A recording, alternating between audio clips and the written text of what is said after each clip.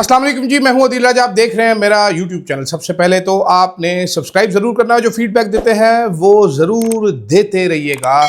मैंने कल शायद नहीं रिस्पॉन्ड किया बहुत सारे कमेंट्स को, आज करूंगा सारे के सारे कमेंट्स को। कल मैं ज़रा अपने लिए ढूंढ रहा था, तोते सीज़न ब्रीडिंग आ गया है तो मैंने कहा ज़रा एक तोता होता है बुर्की, उसको पाकिस्तान में बोलते हैं बुर्क्स पैराकीट होता है उसका नाम।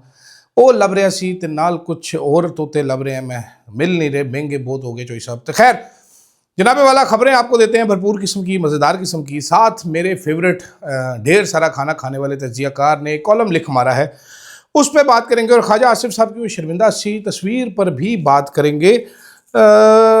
सारी चीज़ों पर बात करते हैं। सबसे पहले शुरू करते हैं जनाबे वाला कि सुहेल अफरीदी साहब की आज शायद या कल 8 रुकनी काबीना जो है वो हल्फ उठा लेगी। आपको सबसे पहले बताता हूं कि जो नाम अभी तक फाइनल सामने आए हैं वो मैं आपको बताता हूं। Adviser for information barrister Saif नहीं होंगे। सबसे पहले बड़ी खबर मैं आपको दे दूं, ये होंगे इरफान सलीम साहब। मुजम्मिल असलम साहब को बाद में इंक्लूड कर लिया जाएगा काबीना में। उसके अलावा आकिबुल्ला जो कि असद कैसर साहब के भाई हैं, फ़खर जहां साहब आएंगे, आफ्ताब आलम साहब आएंगे, फैसल तरक़ई जो कि शराम तरक़ई के भाई हैं वो आएंगे, फजल शकूर साहब आएंगे, अदनान कादरी साहब आएंगे, अरशद अयूब उमर अयूब साहब के कज़न हैं, मीना खान अफरीदी जो कि सुहेल अफरीदी के बहुत क्लोज ढेर सारे करीबी दोस्त हैं, ये सब लोग आएंगे हुजूर वाला जनाबे वाला मुख्तलिफ पोर्टफोलियोज़ में आपके सामने नज़र आएंगे। तकरीबन मुशावरत मुकम्मल कर ली गई है, ये नाम शेयर कर दिए जाएंगे। लेकिन अभी तक की इतला के मुताबिक जो पार्टी के बड़े बुजुर्ग जो चला रहे थे, कहानियां बेच रहे थे कि सुहेल अफरीदी यंग हैं, 35 साल का है, ऊपर एक supreme advisory council apex committee type होनी चाहिए, वो सारा आइडिया तो लग गया है, गटर में चला गया है। ये है अंदरूनी लड़ाइयाँ जारी हैं। मुशाल यूसुफजई साहिबा चीखे मारी, उनकी कभी एक ऑडियो लीक हो रही है, कभी दूसरी ऑडियो लीक हो रही है। वो हर चीज़ में उनको एतराज़ है।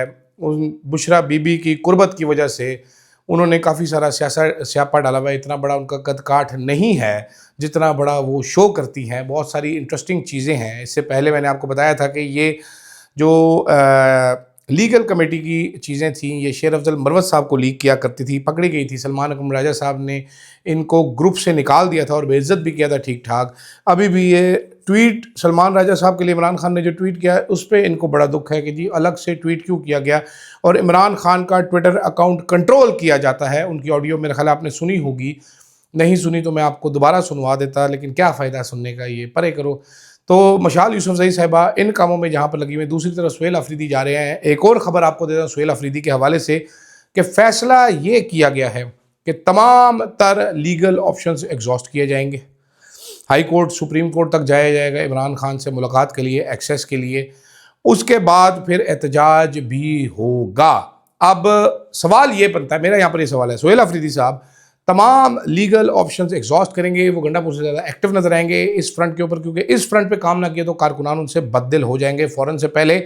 ये सब तो करना ही है, लेकिन इंटरेस्टिंग चीज़ अब देखने वाली ये है कि एहतजाज तहरीक इंसाफ कैसे करेगी और क्या एहतजाज करेगी। ये मेरे लिए बड़ा इंटरेस्टिंग है, क्योंकि 26 नवंबर के बाद से तहरीक इंसाफ ने बिल्कुल भी एहतजाज करने की हिम्मत नहीं की। सुहेल अफरीदी साहब पहले नारे मारते थे कि कॉल दें, आप जो इस पोजीशन में हैं कि कॉल दे सकते हैं, चीफ मिनिस्टर हैं, देते हैं कि नहीं ये देखते।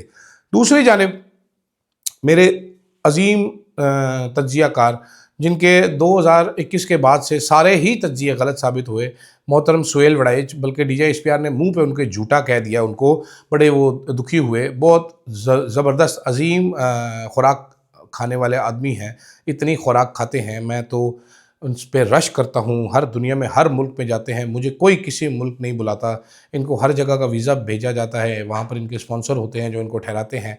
मैं भी ये वर्ल्ड टूर करना चाहता हूँ। अगर आप में से कोई मुझे दुनिया के 50-60 मुल्कों में भेजना चाहे, वीज़े लगवा के देना चाहे, तो मैं हाजिर हूँ जनाब। इन्होंने बताया जनाब, इनका कॉलम है जनाब नूनी सियासी बसात, इन्होंने नून लीग की सियासी बसात की बताया हमें। अब मुझे अब समझ नहीं आया कि ये हमें चेतावनी दे रहे हैं, हमें डरा रहे हैं या हमें हंसा रहे हैं। इसमें इन्होंने बताया जनाब कि तीनों पार्टियां जो हैं वो उनका तंजीमी ढांचा बिखर चुका है। तहरीक इंसाफ सर्वाइवल मोड में है, नून लीग और पीपल्स पार्टी के पास तो पंजाब में कोई बयानिया ही नहीं है, उनको समझ ही नहीं आ रही क्या करना है। नून लीग उन्होंने कहा लेकिन अब कुछ संभल गई है। साथ साथ उन्होंने ये बताया कि नून लीग ने अब दिलो जान से कबूल कर लिया एस्टैब्लिशमेंट के इस बयानियों के इमरान खान खल्लास। उनको दिल से यकीन है कि इमरान खान ने इस मुल्क को तोड़ने की साजिश की, बल्कि इंडिया जंग भी इमरान खान ने करवाई है। सुहेल वड़ाइच ने बाकायदा ये इसमें कॉलम में लिखा है कि वो मान गए हैं। ठीक है, ये मैं आपको उनके अल्फाज में सुनाता हूँ। नूनियों को फौज के साथ इस मसले पर हम ये कहते हैं कि तहरीक इंसाफ को नहीं, हाँ, अंदरूनी मीटिंग्स में अपनी कमजोर तंजीम, वोट बैंक की कमी और बयानी पर सलाह मशवरे होते रहते हैं। नून लीग ने काफ़ी गुमों के बाद मुक्तदरा का मतलब एस्टैब्लिशमेंट इस बयानी को मुकम्मल तौर पर तस्लीम कर लिया कि तहरीक इंसाफ की सियासत मुल्क को नुकसान पहुंचा रही है, बल्कि इस सियासत के पसे पर्दा गैर मुल्की मनसूबा है जिसमें फौज को कमजोर करके तोड़ना शामिल है। बड़ा ही झूठा ये बात है। सुना है कि शुरू में कई नूनियों को इससे थी और वो कहते थे दीवार से ना लगाया जाए, लेकिन वक्त की मजबूरियों और तहरीक इंसाफ के साथ किसी मसलहत का ना होना अब नूनियों को फौज के साथ मसले पर हम आहंग कर दिया। वो भी कायल हो गए कि तहरीक इंसाफ 9 मई को जजों चंद जर्नलों की मदद से इनकलाब लाने की तैयारों में थी, बल्कि अब तो ये भी कहा जा रहा है कि हालिया पाक भारत जंग के दौरान भी तहरीक इंसाफ का मंसूबा था कि अडयाला जेल तोड़कर पहले इमरान खान को रिहा करवाया जाए और फिर GHQ पर हमला कर दिया जाए। इससे ज़्यादा फुदू बात अब कोई बंदा कर सकता है? वैसे नून लीग के दिमाग में गूं भरा हुआ है, गोबर भरा हुआ है, अगर वो ये सोच रहे हैं इस किस्म की चीज़। अच्छा, इस बयानी को अपनाने के बाद नूनी मनसूबाबंदी में वाजह है कि मुस्तकबिल करीब में तहरीक इंसाफ से किसी किस्म की मफाहमत और इमरान खान की रही का दूर दूर तक कोई इम्कान नहीं। अब नून को इल्म हो गया कि पंजाब का मैदान इनकी सियासत के लिए खुला है, तहरीक इंसाफ के लिए कोई माफ़ी नहीं, इसलिए नून लीग पीपल्स पार्टी को इस सूबे में जगह देने के लिए तैयार नहीं। लेकिन मसला ये कि दोबारा नून लीग से में हवा कैसे भरी जाए। अब हवा कैसे भरी जाए? सुहेल वड़ाइच साहब का ये कॉलम आगे, अब मैं फजूल आपका टाइम नहीं ज़ाया करना पड़ता, वो कह रहे हैं जी ये अपने असल की तरफ लौट जाएगी। जैसे इसकी इब्तिदा हुई थी, ज़ियाउल हक ने जैसे गैर जमाती बल्दियाती इंतखाबात करवा के नून लीग खड़ी की थी, वैसे ही अब बल्दियाती इंतखाबात करवाए जाएंगे, तहरीक इंसाफ को साइड पे लगाया जाएगा, ये किया जाएगा, वो किया जाएगा। मरीम नवाज मुस्तकबिल की वज़ीर आज़म बनना चाहती हैं, छा छू जाएंगी, तुन के रख देंगे, पट के रख देंगे, हम तूड़े पट देंगे। मुझे एक बात बताइए, आपने कह दिया इमरान खान को रिहा नहीं करना, हमें भी मालूम है रिहा नहीं करना इमरान खान को, बिल्कुल ठीक है, लेकिन आपने ये कैसे मान लिया कि तहरीक इंसाफ ख़त्म हो गई है, तहरीक इंसाफ लंगड़ी टूटी हो गई है? तहरीक इंसाफ का अभी आपने KPK में ताकत का मुजाहरा देखा है। तहरीक इंसाफ इससे बड़ा मुजाहरा पंजाब में कर सकती है अगर तहरीक इंसाफ की लीडरशिप की आपसी लड़ाई ख़त्म हो जाए तो। आलिया हमज़ा साहिबा को चंद लोगों के साथ बनानी पड़ेगी, उनकी तकरीबन हर एक से लड़ाई हो चुकी है, तो अगर वो ये लड़ाइयाँ ख़त्म कर दें तो मेरा ख्याल है पंजाब में भी कोई इतना बड़ा मसला नहीं। कब तक लोगों को मारेंगे, कितना मारेंगे, आपको थोड़ा सा दिलेर होना पड़ता है। खड़े हो जाएंगे तो खड़े रहेंगे, बाकी आपकी मर्ज़ी है। बहुत सारे मसाइल हैं। एक तज्ज़ियाकार जिसके सारे तज्ज़िये गलत साबित हों, जिसने इस मुल्क की सबसे बड़ी खबर फील्ड मार्शल से मुलाकात के बाद दी हो, उसके बाद फील्ड मार्शल से मुलाकात की तस्वीर हो और DGI SPR उसको झूठा कह दे आके, और उसके बावजूद वो रिपोर्टर अपनी खबर पे खड़ा ना हो सके, तो मैं उसका ये तज्ज़िया कैसे मान लूँ, मुझे ये समझ नहीं आ रहा। और भी बहुत सारी चीज़ें हैं, वो आगे जाकर डिस्कस करेंगे, लेकिन मेरे लिए इंपॉर्टेंट ये था कि नून लीग इस टाइम इस्टेब्लिशमेंट के मुकम्मल बयानी से हम आहंग हो चुके हैं। मुझे इसमें भी झूठ नज़र आ रहा है। नून लीग पैदा ही फ़ौज के बयानिए से हम आहंग हुई थी, फ़ौज के वतन से जन्म लिया था, एक जर्नैल ने उनको जन्म दिया था, तो इनके अंदर ना कोई सलाहियत है, ना इनके पास कोई कैपेसिटी है कि ये फ़ौज के बयानिए से हट के खड़े हो जाएँ। ये डील लेने के लिए तरह तरह की बातें कर सकते हैं, लेकिन असल में ये फ़ौज की एक एक्सटेंडेड पॉलिटिकल आर्म है, इससे ज़्यादा कुछ नहीं है, आपने ज़हन में रखना है। खैर, ख्वाजा आसिफ साहब कतर गए, तालिबान के साथ मुज़ाकरात किए, उसके बाद सीज़ फायर के ऐसी गंदी सी तस्वीर पोस्ट की। ये ख्वाजा आसिफ साहब 2 दिन पहले तक संभाले नहीं जा रहे थे। ये इधर उधर ये अपने जिस्म पे लंगोटी पहन के, सरसों का तेल मल के क्राउड में घुसे हुए थे, पकड़ा ही नहीं दे रहे थे।